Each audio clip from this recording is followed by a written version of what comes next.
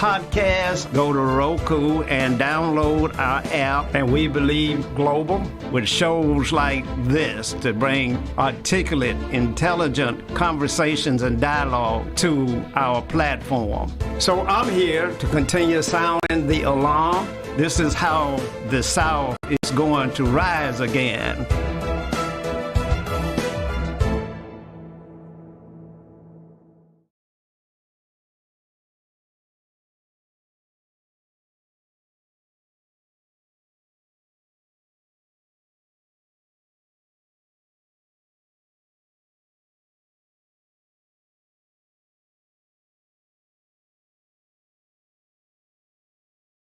Here from Jackson, Mississippi, in the heart of the deep, deep South. You know, it's the day after Thanksgiving, and we're so very, very thankful. We're thankful to have just survived. We're thankful for those who have gone on before us and left a great legacy and a footprint and a path that we should follow. We have so much to be thankful for. Now, the question, though, is how do you demonstrate that you're thankful?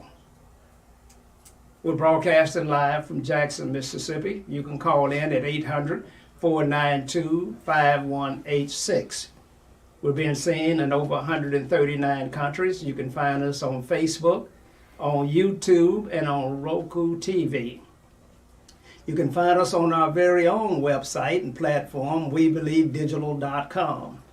where shows like this and other shows have been archived and will be there for eternity, so that your great-grandchildren will have the opportunity to go back and see what was it like in 2022 when Dr. Eldridge Henderson, my co-host, and I were pontificating and talking about all of the things that are going on in this great country. Now, I asked the question, how do you show that you're thankful? Do you show that you're thankful by taking the day off and eating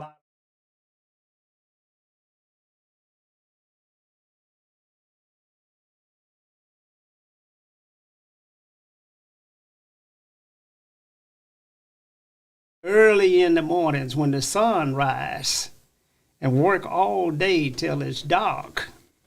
Do you show that you're thankful that way? Do you show that you're thankful by just serving others?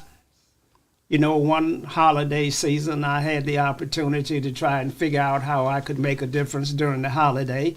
And I decided I would go out to the mental institution, better known in Mississippi as Whitfield. And one of the things that happened to me, it was a great learning experience, because when I got there, every patient that was in the hospital thought that I had come to see them. Everybody there was my family. They greeted me when I got into the car. It was quite frightening, quite frankly. Because even though the temperature was some 65, 70 degrees, they all had on overcoats. And they came, they rushed to the car, and they wanted to talk to me. All of a sudden, I find myself being the center of attention at the mental institution. And they asked me one question, and each one of them asked me the same question. Did you bring cigarettes? And I said no, and the attitude and the atmosphere changed. I knew right then that I had done the wrong thing by showing up empty-handed. And so what we got to do now is we got to figure out exactly how we show that we're thankful. And so I left there, that campus, and I went over to the Walmart, and I bought a carton of cigarettes. And I gave each one of them one cigarette. And I spent the day out there with them. You know, they're not really crazy. You know, some of them are much brighter than those of us that are walking around out here today. One example would be the guy had a flat on his car and he lost all of the lugs off the tire that ran off, and he got another tire, but he didn't have any lugs. So he didn't know how he was going to get out of that situation.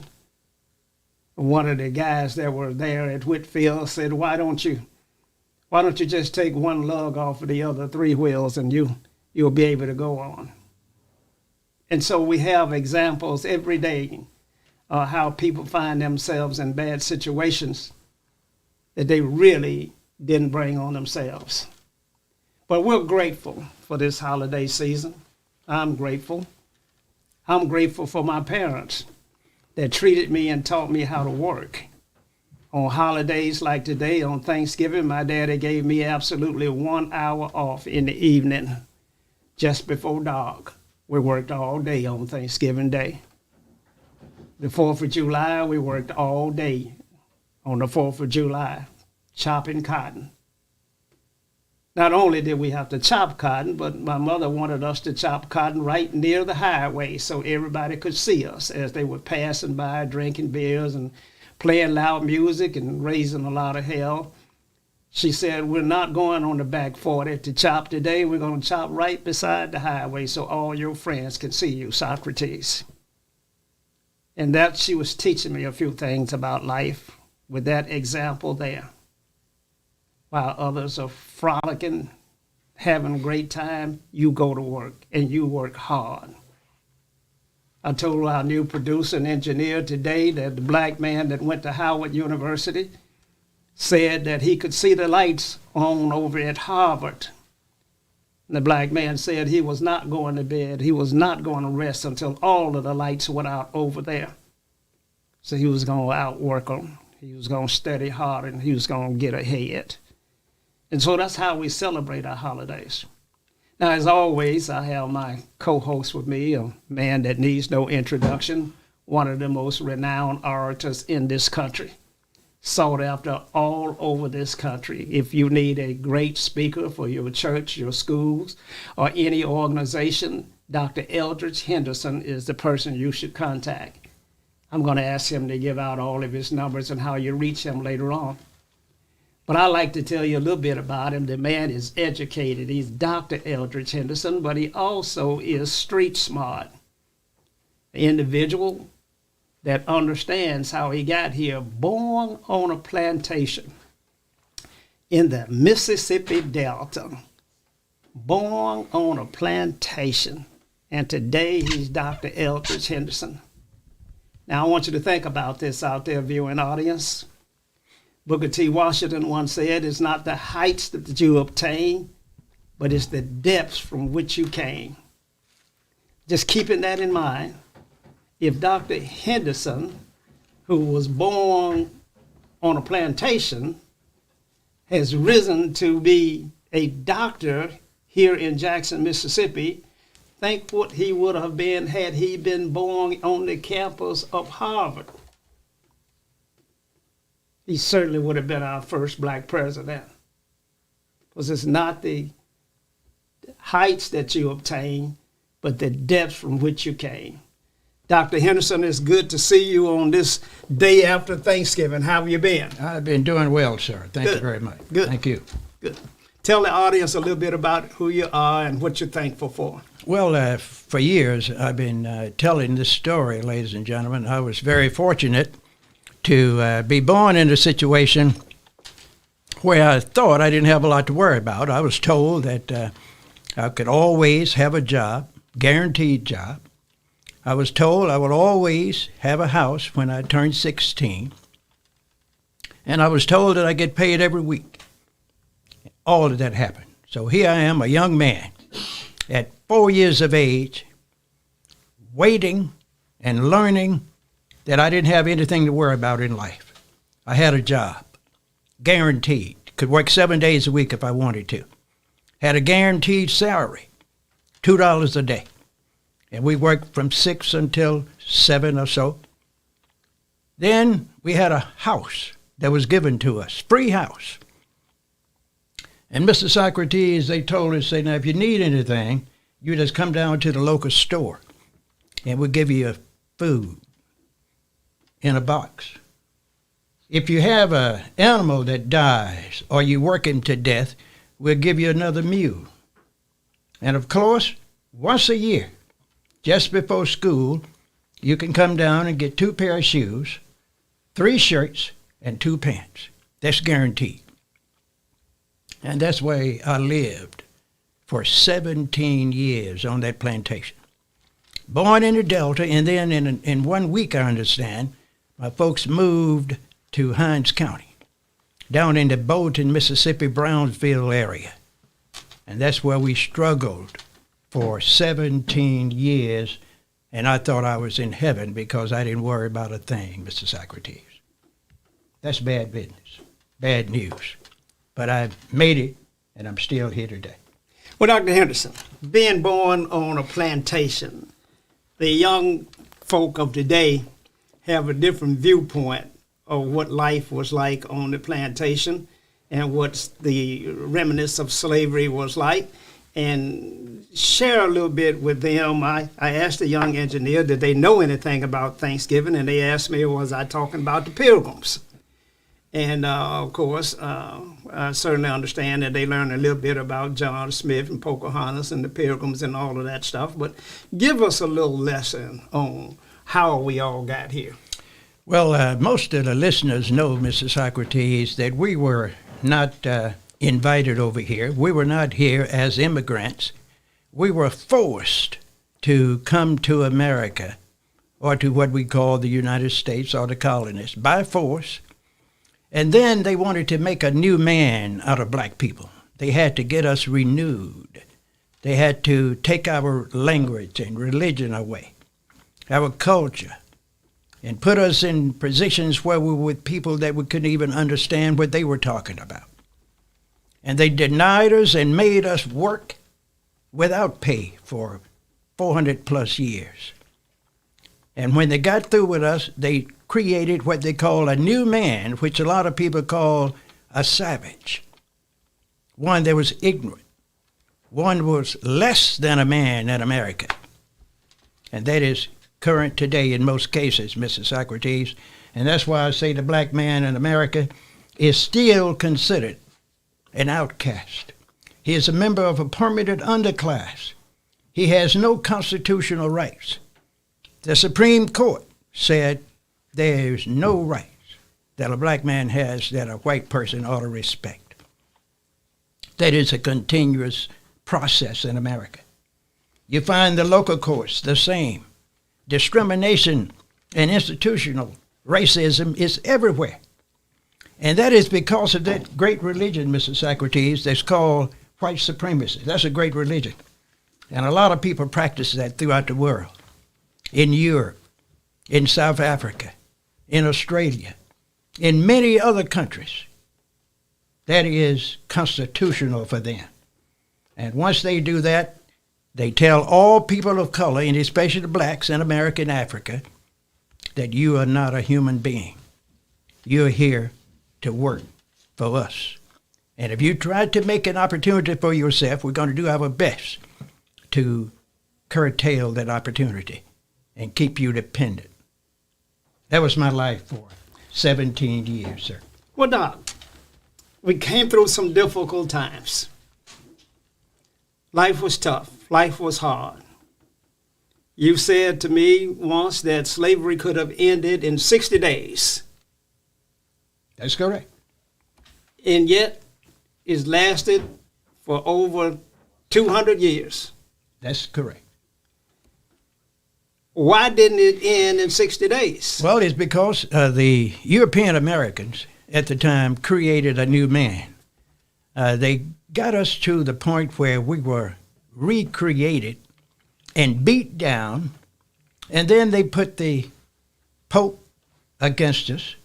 Matter of fact, the Pope started this mess and said that any country that the Europeans go to, they are supposed to take the land, Christianize the people, and if they refuse to be a Christian, to kill them.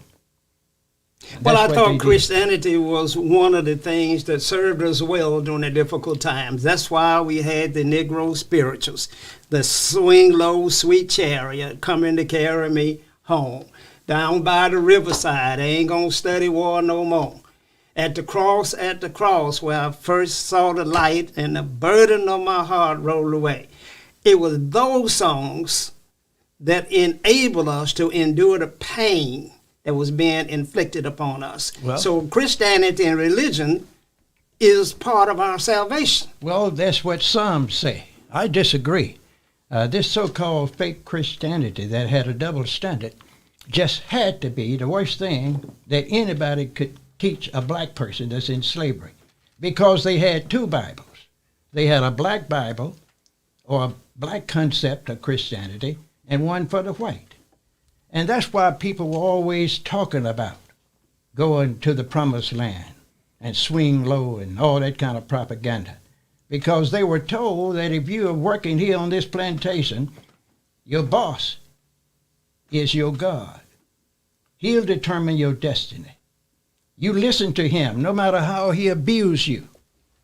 You do what you're told and seek your reward in heaven. That's why the slaves were slaves so long.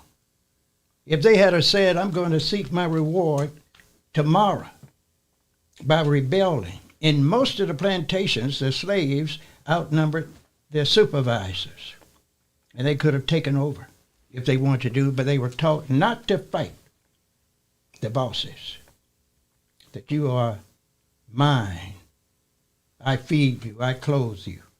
And so we didn't rebel. We didn't rebel. Like the American Indian did. And the so-called indentured servants. And what is an indentured servant? Indentured servant were those white people that they got out of the houses of prostitution, the poor houses, and all those poor folks over in Europe that they had to get over here initially to work as free labor for 7 to 9 years. Those were white folks. And when they worked there 7 or 9 years, they gave them some food, a pair of clothes, a hammer, and one bullet, so to speak, so they can go out and defend themselves. But a lot of those people were able to escape, like the American Indians, because the indentured servants could go and mingle with other white folks in other colonies. The Indians could go to tribes out in the hinterland, but the poor black man couldn't go anywhere.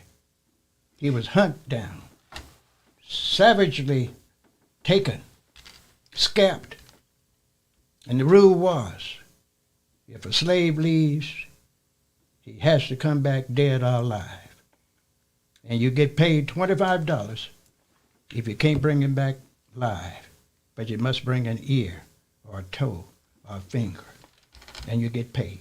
Now that's real cruel. I mean, what you're saying is so unthinkable, unimaginable, so cruel that I don't know why our people didn't rebel under those conditions. But then I have someone gave me a little more information that was enlightened. And it said that the black man had no central point, that they didn't know one another. They didn't have no land that they were fighting for. The Indian was fighting for his land that he claimed that was his, so he was fighting for that.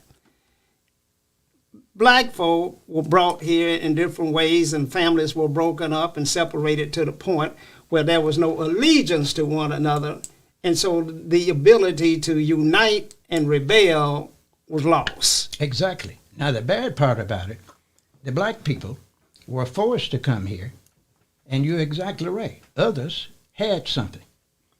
We were sold, in most cases, by Africans to the white folks, and they brought us over here and trained us to be a new man, which I told you earlier. And we didn't have nobody to look out for us from Africa. Say, if we rebel, we are going to get some support. That's what the British did, the French, and others. They came over here and tried to fight for their people and take land from each other. The Africans never showed up to get those former slaves. Wow. Because they captured them first in most instances. Imagine, Mr. Socrates, where you will have Europeans going over to Africa. They land on the coast. And the black Africans were already fighting each other. They had slaves in many instances. It was a little different than the American slavery system. So they were sold. They would sell those extra slaves to the Europeans. And they would put them in a holding tank until they get 200 or 300 or wherever they wanted. And that's when they would start that new orientation. Put them in there, half naked, no air conditioning, no heat. Feed them in a trough like a mule or a cow. Beating them, branding them. If they would talk to each other, they might cut the tongue out, but they didn't want to hurt the legs or the arms. That's what happened to my ancestors and your ancestors and a lot of the ancestors of our listeners. That's why we are contaminated today, and that's why we don't love ourselves. That's why we don't love each other. And that's why we still love our captors. Most black people in America love their enemies more than they love their relatives and their friends, because they've been told that if you love me and do what I say, I'll take care of you. That's not good news, sir. Doc, we're going to go to a station break. You know, this is hard information coming to you from We Believe Digital Broadcast Studio. My co-host, Dr. Eldrick Henderson, is a renowned speaker and orator all over this world. He has history, born on a plantation, lived through the things that we're talking about, seen them firsthand. And so we got to share the whole cold facts. We got to do it on the day after Thanksgiving, because this day of all days, we need to come together as a race of people. We need to figure it out, how we're going to unite today and make things better, improve the quality of life for our children and for generations to come. We're going to go to a station break. Stay tuned, and we'll be right back.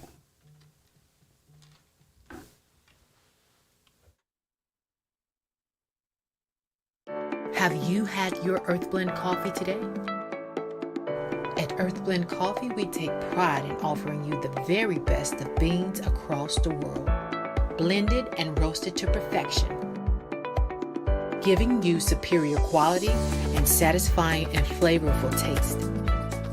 Experience the world in one cup with Earthblend Coffee. To order, visit earthblendcoffee.co now. The Mississippi Link is an African-American female-owned newspaper with a trusted voice that is highly respected throughout the city, state, and nation. Our motto, keepers of the knowledge for people who speak the truth, since 1993. Link significantly influences the thoughts, attitudes, and buying decisions of its readers. Call us at 601-368-8481 for your advertising needs. If you would like to receive a newspaper in the mail each week, our annual subscription is only $52 per year. That is only $1 per week for you to stay informed regarding many stories that you can only get in the Mississippi Link. Sign up today at themississippiLink.com and click on Home Delivery.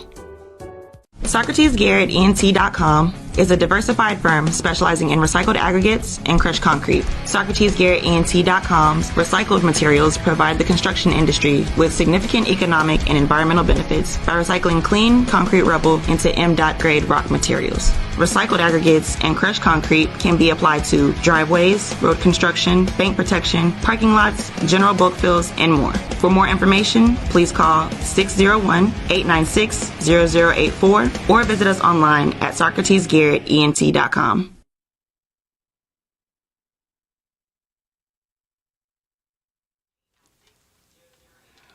Welcome back to Socrates Garrett Live. We're broadcasting live from Jackson, Mississippi at the We Believe Broadcast Studio. You know, here at We Believe, we are attempting to move the needle. We're attempting to not to control the agenda and the information, but to share the truth. You know, your history can be changed where you won't even recognize and realize who you are. Many of us think that that has happened to black folk in America, that they don't even associate with their history. They know not that they are from the learned group of people where most of civilization began on the banks of the Nile, where that we have so many things to be proud of, so many great generals like Hannibal that we ought to celebrate. There ought to be a holiday recognizing Hannibal. I would trade in Thanksgiving any day for a Hannibal holiday. It would mean more to me. I get the Pilgrims and John Smith and Pocahontas. I get all that. But the story of Hannibal and the 1,000 elephants going over the mighty Alps means more to me as a black man. It says that I should be proud of myself and my ancestors, that we were great warriors and champions. I'm reminded of James Brown when he came out and he said, "I'm black and I'm proud." And I had much large afro on. And when I saw a brother or a sister, when I met them on the street, I gave them the black power signal right on, up against my heart and my chest. And it meant something to me. Now today, we've lost all of that. I walk the streets in Jackson, Mississippi, and I see 9 and 10-year-old boys with their pants below their knees carrying Uzis and AK-47s. The homicide rate in Jackson, Mississippi is second worst homicide rate in the entire country. In Mississippi, we have more people incarcerated and locked up than any undeveloped country. Things are backwards. Something has gone awfully wrong in this country. I'm afraid to walk down the street at night, afraid when I see a group of young black men. I don't know exactly what the outcome of that meeting is going to be. I remember a time when we didn't lock our doors. The doors stayed open, nobody broke in, and the church was a sanctuary where nobody dared even curse on the grounds or smoke on the ground. They didn't lie on the ground, didn't talk loud, and they certainly didn't drink any whiskey. Today they are breaking in churches, burning them down. We had 4 churches to burn down in Jackson, Mississippi in the last month by a deranged young black man. A young black man that was a student at Mississippi Valley State University, that something happened to him. Something got inside of his psyche, inside of his being, that he lost control because he did not understand who he was. And so Dr. Henderson and I are talking to you and talking to those all over this world, those that care. Those that don't care, you have your own agenda, and we get that. We're talking to you because something has to change. When an African-American male, 15 to 25 years old's greatest asset in life is his pit bull and his chrome wheels on his 1974 Buick, is something wrong. When the rest of America is talking about, Bitcoin, cryptocurrency, the stock market with his bear bull, when they're talking about going to law school and trading abroad. 90% of the African-American males today have no hope, they have no dreams, they have no aspirations, and they are violent. These child warriors that you see in the streets in Jackson, Mississippi, in urban cities throughout this country represent the condition that black folks find themselves in. And it's deteriorating rapidly.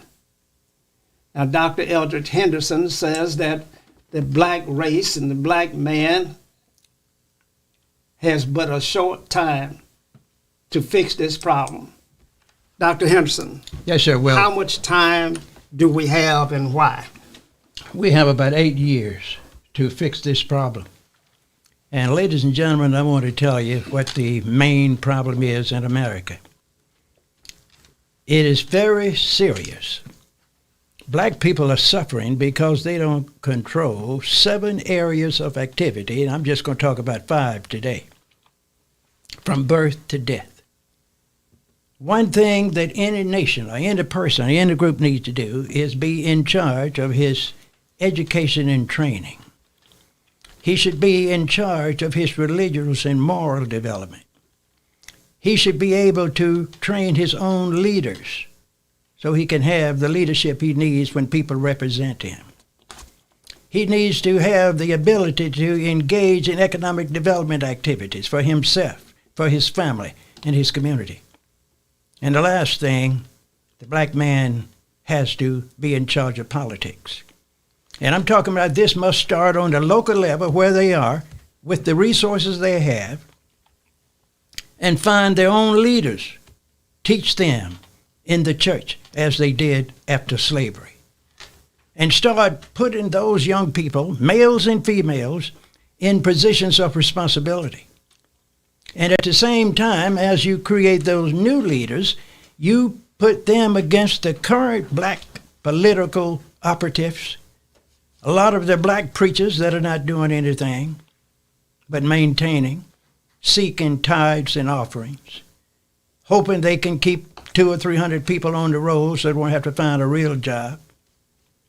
And if we don't do this starting in the next 2 or 3 years, we don't have but 8 years to do this in these 5 areas of activity. Again, wherever you're in a majority of black people, anywhere in the world, you need to use your own resources, train yourselves, train your leaders, and put them in positions of responsibility.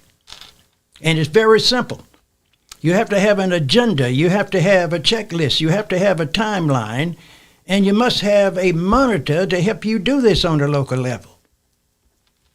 You don't have to call Jesse Jackson or Al Sharpton or someone to come to your community. You do not have to call the current politicians that are elected that you know not voting for your interests. You have to use your own resources. Get your own people. Every family that I know has some young people that are doing well economically, doing well in school, or involved in all kinds of leadership activity. I call it the top 10%. That's enough to start the training institutes at the churches, because I can assure you, ladies and gentlemen, the public schools are not designed to train no more than 8 to 10% of your children. 90% are going to pass or drop out before they finish high school. And that 60% that will finally leave high school will mostly be socially promoted out of there. And the rule is very simple. If you're a good black boy, a good po' boy, if you attend school 51% of the time, don't shoot the teacher, burn the school down, and be nice, you'll get social promoted out of there. But you won't be able to get a job. Many of those graduates have what we call certificates of attendance. They pass them because they want to get them out of the position so the next one will come in. And that's why we know that they say 45% will drop out, Mr. Socrates, because they know that if you don't do well in the 3rd grade, that you are destined to drop out in most cases. That's the males and the females. The young man going to end up in the juvenile justice system, and most of the young ladies that can't make it through the 4th grade going to end up dropping out, be mothers prematurely, no high school diploma, no skills, no certification, and when you know anything, they are with that gangbanger that you're talking about. They are shacking, having kids that they don't want, giving those children to grandparents and great-grandparents. You know, I told you a few weeks ago now, the great-grandmother gets the children first because the grandmother is usually 35 to 38 or 40. She doesn't want them. She is still out there hustling, trying to make it, working 2 and 3 jobs. And a lot of you all that's listening to us right now have relatives like that. They don't have time. They're working. So that grandmother that's 55 to 80 years of age, keeping those children. The great-grandmother. And she is sick. She is old. She is broke financially. Have a lot of mental unwellness issues. And she is raising those children. I don't want to go any further. It's just too bad to talk about the history and what's going to happen. So if we don't do what I said earlier in those 5 areas of activity, Mr. Socrates, we're going to be doomed. We're going to be down at the bottom of the pit, economically, politically, and socially. We're already now in the position number 9 in the pecking order.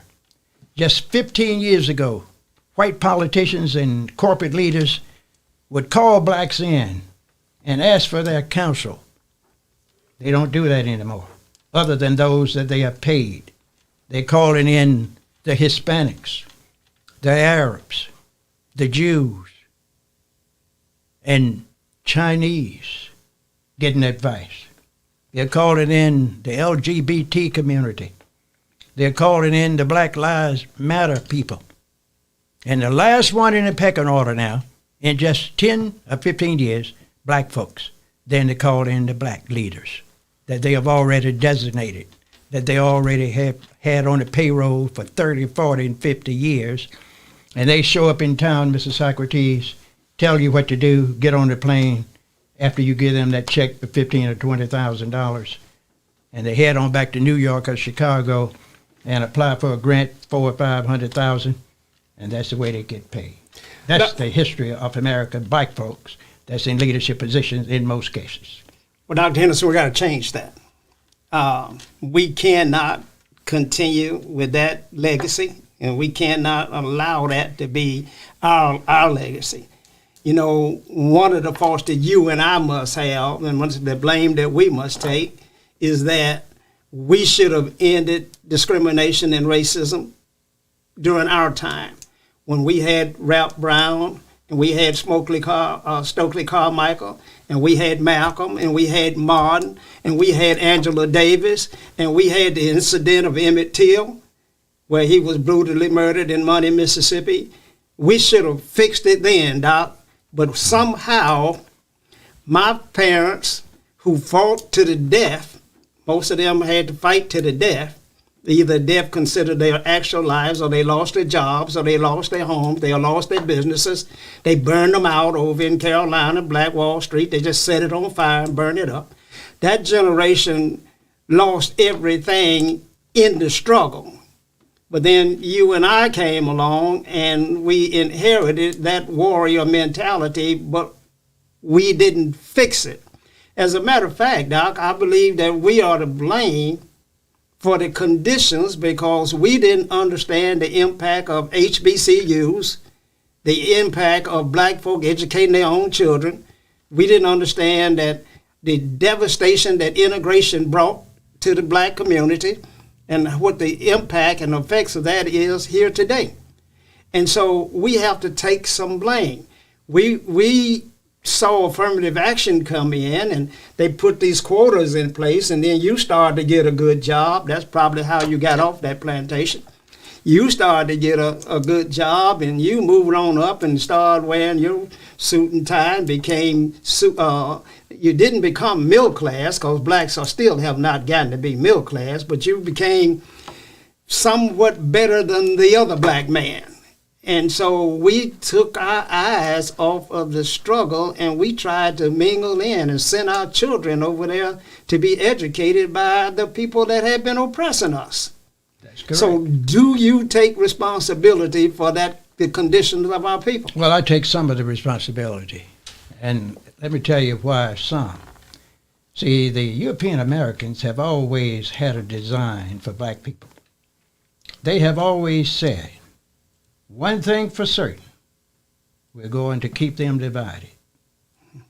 And then before they start doing that, they decided, and they've done it all over the world, that we are going to create a new black man.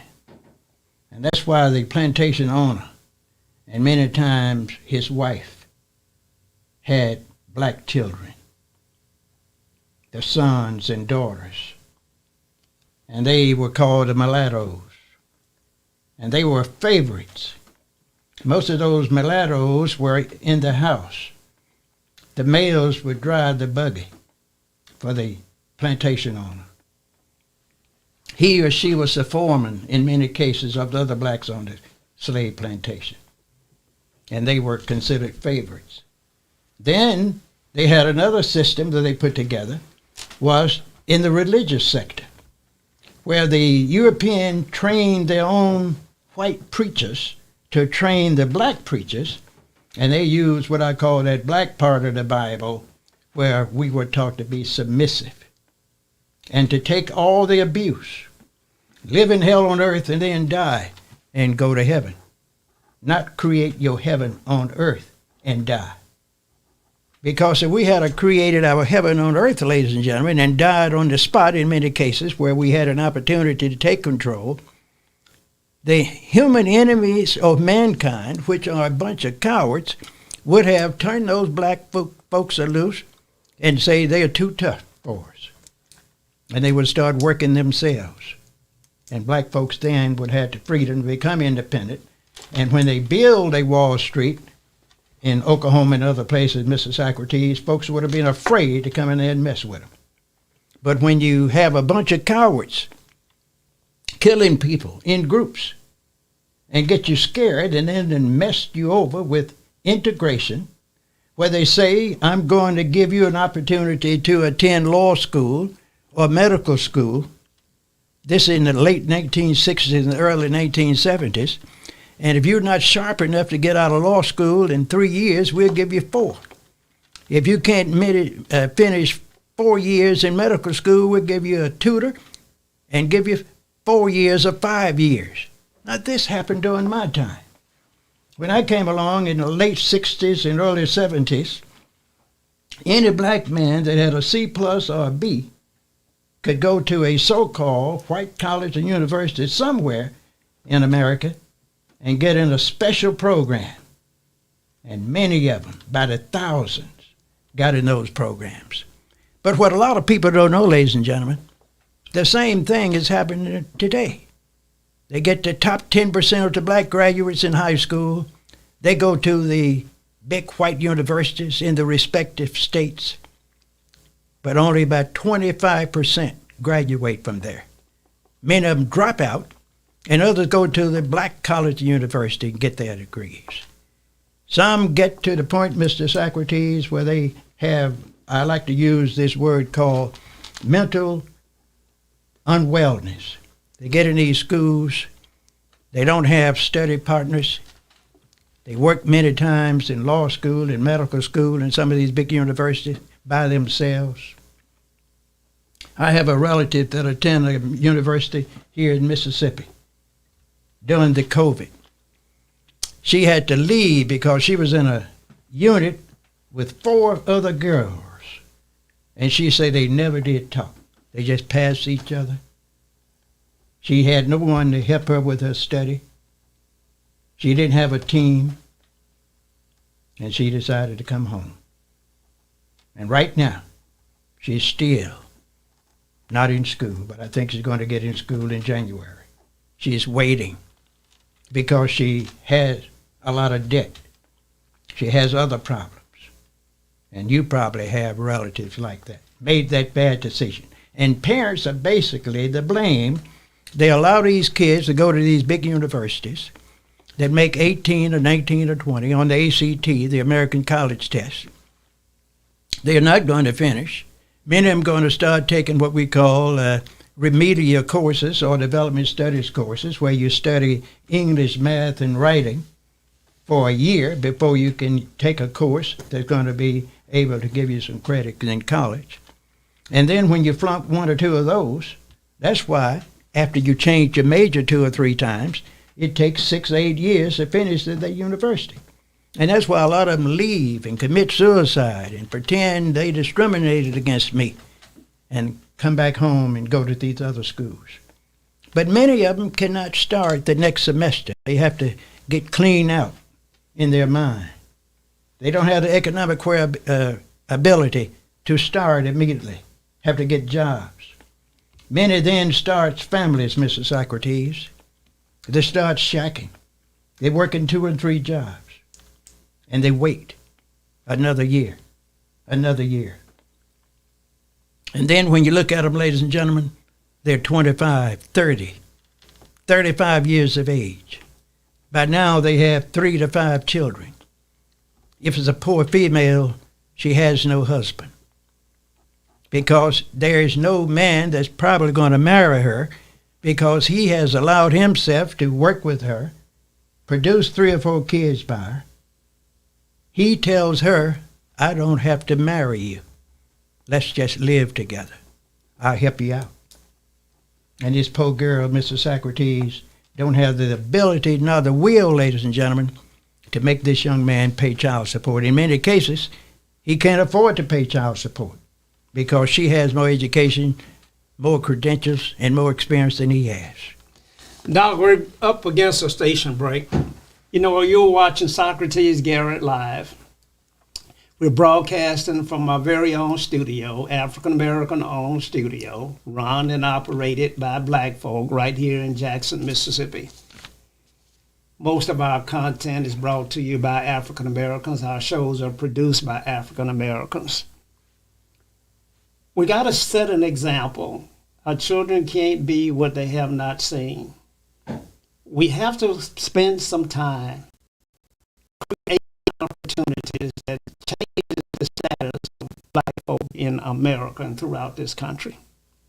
Now, we're up against a station break, but when we're going to come back, we're going to talk about some solutions. We're going to talk about what we need to do immediately to turn this situation around. Stay tuned. We'll be right back.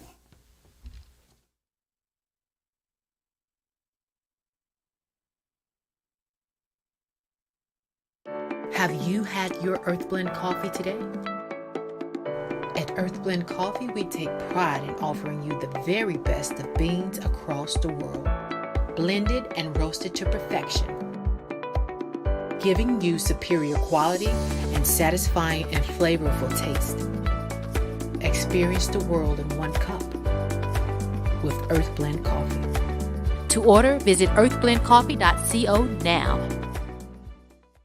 The Mississippi Link is an African American female owned newspaper with a trusted voice that is highly respected throughout the city, state, and nation. Our motto, Keepers of the Knowledge for People Who Speak the Truth, since 1993. Link significantly influences the thoughts, attitudes, and buying decisions of its readers. Call us at 601-368-8481 for your advertising needs. If you would like to receive a newspaper in the mail each week, our annual subscription is only $52 per year. That is only $1 per week for you to stay informed regarding many stories that you can only get in the Mississippi Link. Sign up today at themississippilink.com and click on Home Delivery.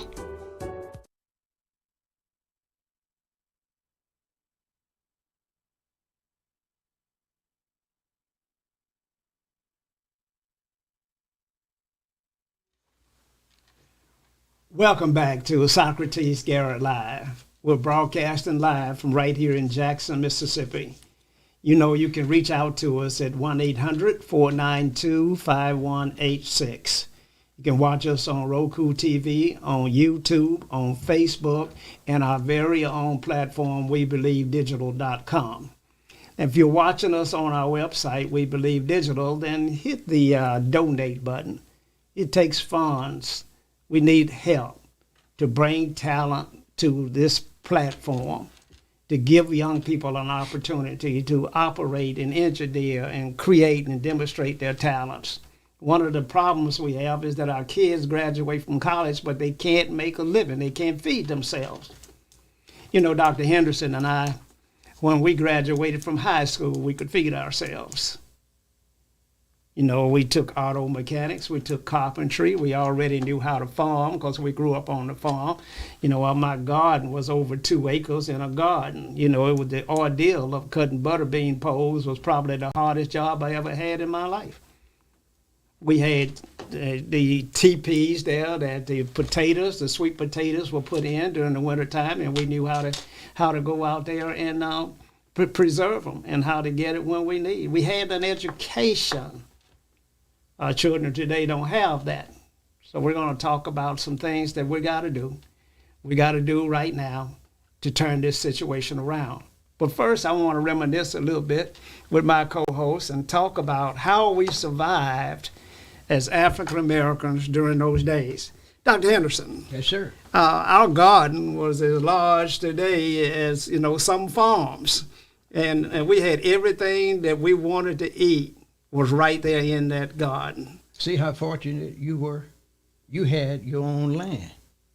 Now, the white man that we were living on his plantation, he says, you can have a garden, but it has to be right around your house. You can't take my land and put a garden on it. Matter of fact, my daddy built an outhouse out there on his land, and he made him tear that down. He said, this land is for farming.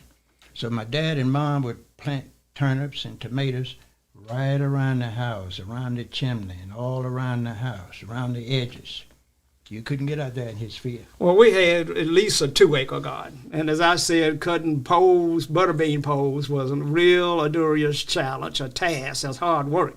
Because if you didn't come back with it just the right size, they were going to send you back with a little bit more motivation. That's right. You know what I'm saying? Exactly. Tear that tail up and then until you go back there and do it right. So we grew our own peanuts. We grew our own watermelons. Doctor, you know that young people today could die of thirst in the field of watermelons because they just don't know what's there. That's a fact. They just don't understand.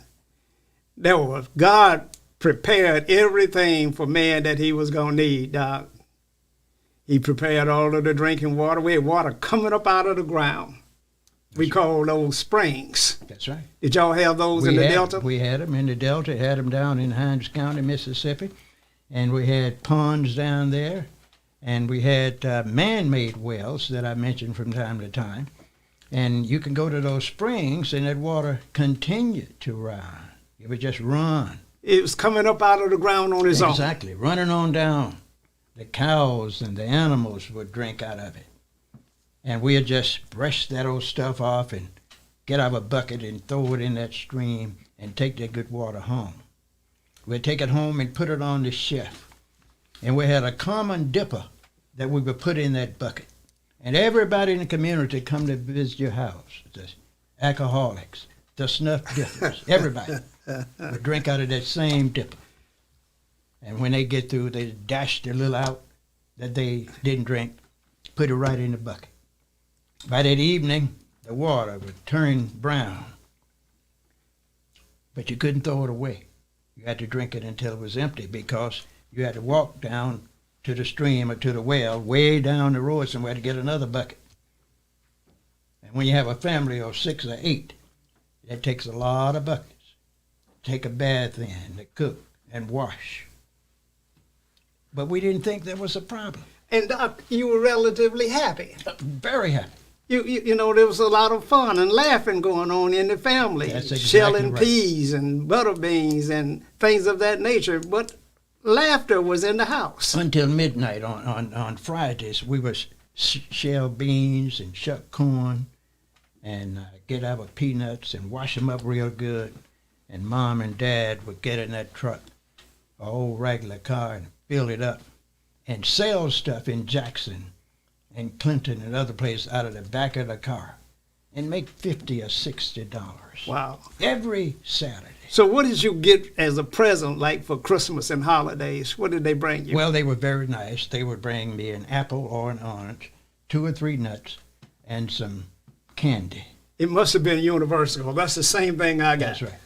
You know, they bring a banana and an apple, maybe an orange, and that was your Christmas present. And you enjoyed it. You thought you had what you needed, because that's what everybody got. You didn't have no bicycle like they have now. No, I had a tire. You made it And yourself. I would roll that tire as a boy all over the country. Matter of fact, I even put a white wall on it and put rocks in it so it'll make noise. And you could make a stick like a Y and put it behind that tire and run all over the community in that thing. And put a small child in it and let him be spinning in that tire. They enjoyed that. They enjoyed it. They enjoyed it. And the family was tight. The unit was tight. Very tight. No suicide. None. Other than the murders. The that murders, would of happen in the course. community. And that right? would happen at the hands of the oppressor. That's exactly right. So But there was a man in every house in your community. Every house. We didn't have not one area in our community. We had a large community where any woman 50 or younger, they didn't have a man. Now, a lot of those older ladies' husband had died because black men died early during those days. 45, 50, 55. You very seldom found many 60 years of age. There were very few. But every woman had a man. The The old women had boyfriends, and everybody shared the few women that didn't want to get married in the community. And Well, that's why every man mostly had a family or two on that side. They had a couple families, That's and right. everybody knew they had a couple Exactly families, you know, but, you know, nobody said anything. That was back in the day when men were men and children were to be seen and not heard. So they didn't speak of those things. But when you go to school, you see people that look just like you. And you wonder, why are we looking alike? And later on, 5 or 10 years, you find out. You find out. That's your half brother, your half sister. Yeah. And so the times were hard, but we had a good time. We enjoyed the family. We enjoyed staying together. We went to church every Wednesday, and we went to church on Sundays, and we enjoyed the family. Now, Doc, the solution is this. We said we were going to talk to our citizens about some solution. Well, let's get right down to it. We have to reinstate the man into a position of authority in this country. I'm talking about black men. Right now, this thing is so upside down. Most of our men are incarcerated for low-level crimes, low-level incidents that make no sense at all, 2 or 3 ounces of marijuana. And the prison is full of African-American males that are in that condition. And we got to create policy that corrects that. So the solution is to enact policy. Policy is what created the demise of the black family. You know, Dr. Henderson talked about earlier, as when we came along from the days of slavery, when they would break up the family, sell off the children, sell the man, the mom, and the daddy off, keep you divided. That was then. Then we came through the period when J. Edward Hoover was the Attorney General, and they instituted a policy that said that, and this was especially after the riots in Watts in the 1960s. The policy said that no male could be in the house with a female if she was to get any kind of subsidy from the government. First plank on taking the male out of the house. If you look at the policy in Section 8 housing today, a woman cannot have a black man in the house with her. Same policy. The destroy and destruction of the head of the black family. It was intentional, it was systematically done, and we have to turn that around.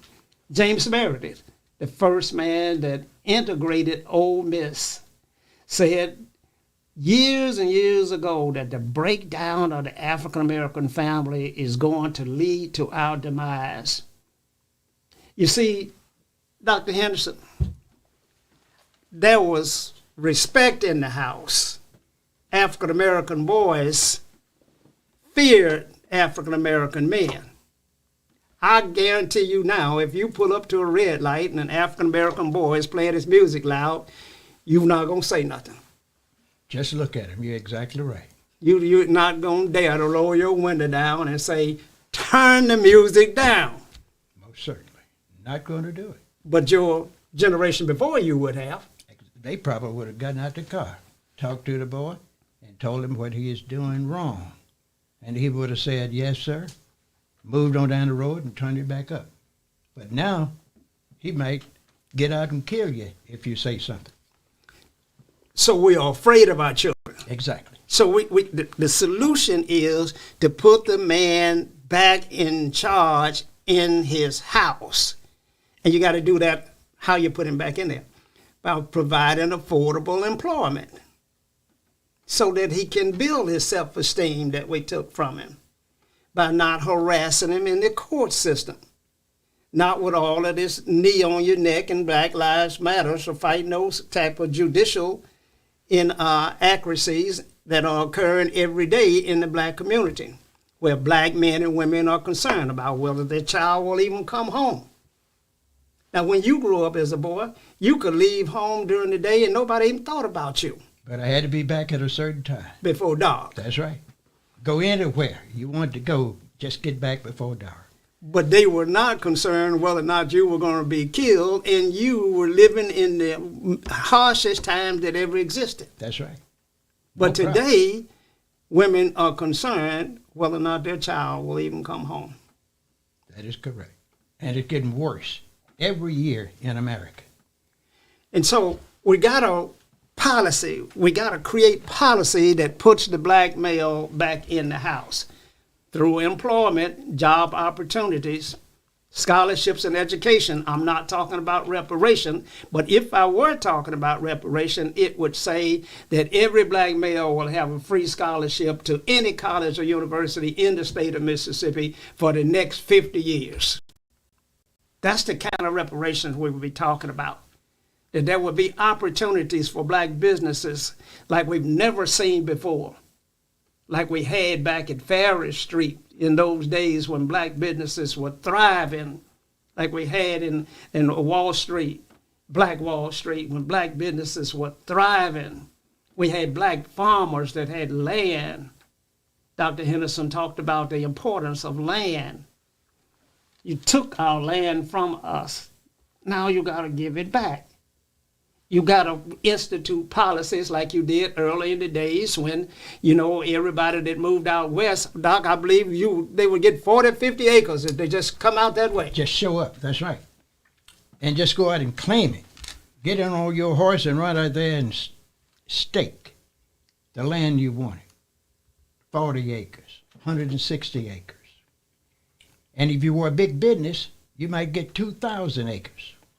You better not have a lot of money, and you can control the Congress. And you were a railroad company or a telephone company. You might get 6 miles on each side of the railroad track or the telephone poles. That was your land to develop and then sell. And with the land comes a whole set of values. Exactly. If you own land, you have a completely different outlook on life than if you are in an apartment or you are in a mobile home. That's right. See, the thing is, during that time when you owned land, back in those days, you owned everything under the land and everything on top of the land as forward and as high as you can build. And since you got it free, you were then able to sell it and develop it. And you would only sell it to certain people. And you would get with the government and sell it at a high price. You got it free. Sometimes they would sell this land for 15 and 20 cents an acre. And then sell it for $200 and $300 an acre. Mm-hmm. Build towns and cities in those areas. So that's the way they got rich. So we got to restore assets and wealth in the black community. Now, currently in the state of Mississippi, African-American businesses get less than 2% for contracts of goods and services. Less than 2%, and yet black folk are greater than 40% of the population in the state of Mississippi. But we have no economic opportunities. Now, let me just give you a little wake-up call here. Slavery was rough. But the fight of slavery wasn't because I don't like you, because I just hate you as a person. It was about economics. And economics means your quality of life, your self-esteem, the ability to go places and do things. Dr. Martin Luther King said, it does a man no good to be able to go in a restaurant if he can't afford the price of a hamburger. Does no good if he cannot live and afford the price of a home in a decent neighborhood. And so we got to fix those kinds of things. And we do that through economics. That's the number one thing. In the city of Jackson, where we have all African-American leadership, a black mayor, a majority black council, 100% black board of supervisors, a black airport authority board, a black Jackson public school board, over $1 billion flows in this community. Those dollars have to turn over in our community 6 or 7 times. The impact would be astronomical. I would see black trucks driving the highways. I would see black high-rise buildings that black folk own. We would see shopping centers that black folk own. In a city like Jackson, Mississippi, there are no black-owned restaurants. 150,000 people, 90% African American, and no black-owned restaurants by design. Blacks own all of the land in South Madison County, where now is the richest part of the state of Mississippi. Blacks own that land. What happened? The land was systematically taken from black people. How do you do that? You change the policy. Everything is policy driven. Change the policy. First you zoned it agriculture when black folks had it, but when you wanted it, you zoned it commercial.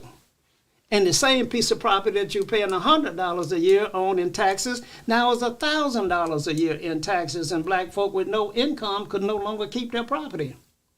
But you knew you were doing that when you changed the policy. You changed the zoning. And so we got to correct this. Education. We got to give everybody an education in the state of Mississippi.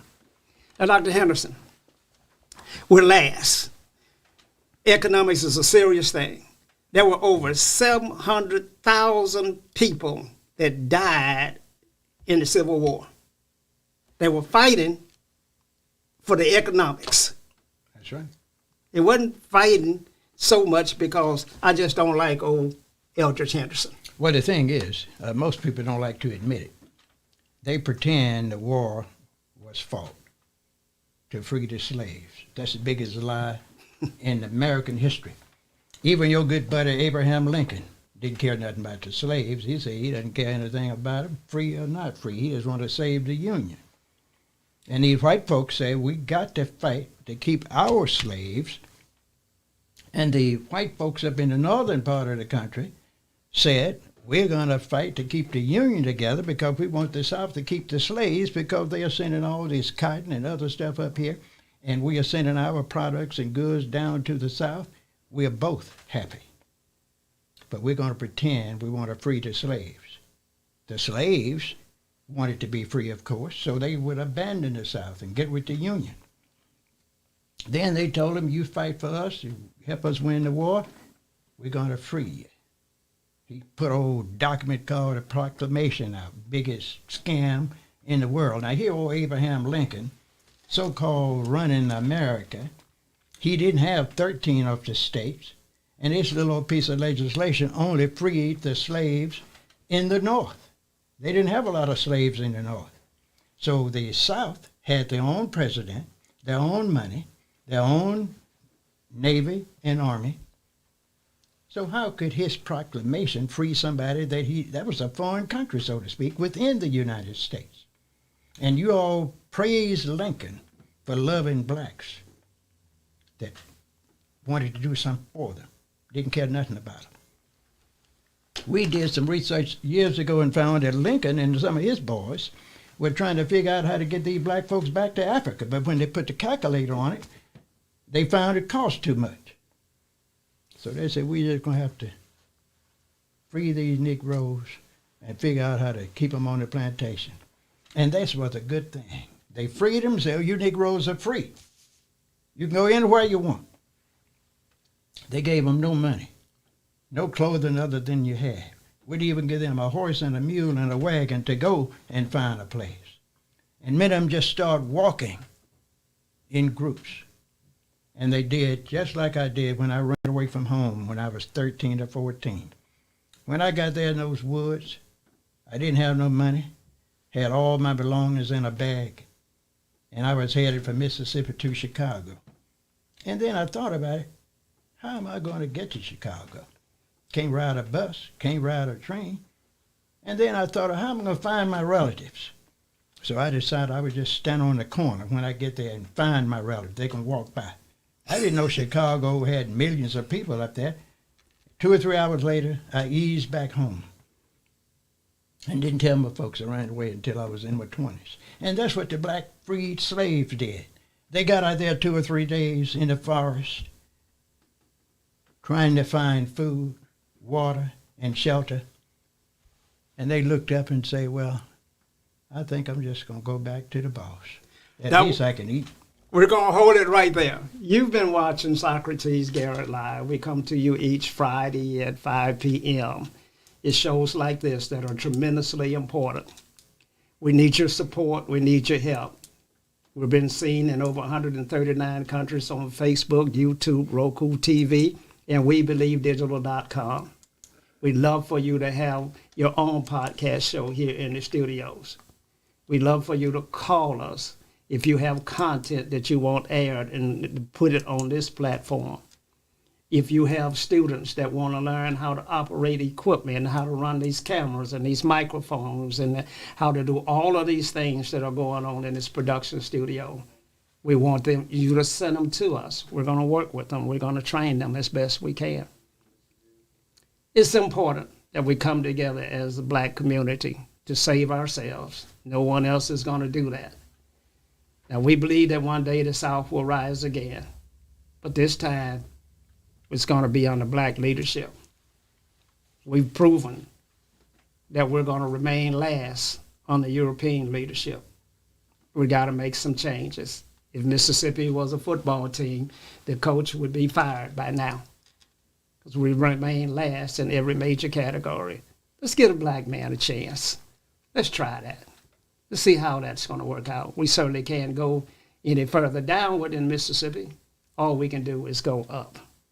This has been Socrates Garrett Live, and I want my co-host to tell you how you can find him, and we're going to see you next week. Dr. Henderson, share with them how they can get in contact with you. Thank you. Ladies and gentlemen, if you want to talk to me, you can call 601-201-1957. Or you can send an email to clu369@gmail.com. We are prepared to come and talk to you at your church, your school, your community organization, anywhere in the United States, anywhere in the world. We need to know the significance of the event, the time, what type population you're going to have, and we'll come to you. Call us, 601-201-1957. Or email is at 369@gmail.com. Doc, it's been good. Thank you, sir. Until next week. Most certainly. Good night.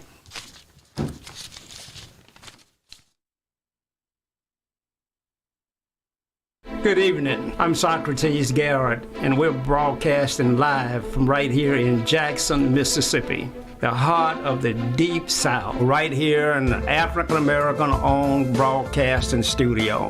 WeBelieveDigital.com, our own platform. And so it's critically important that in the African-American community, we control the narrative. I look forward to receiving opportunities to show and advertise your products for goods and services and to move your brand along in this community. We're broadcasting live on Facebook. When We Believe Digital Podcast, go to Roku and download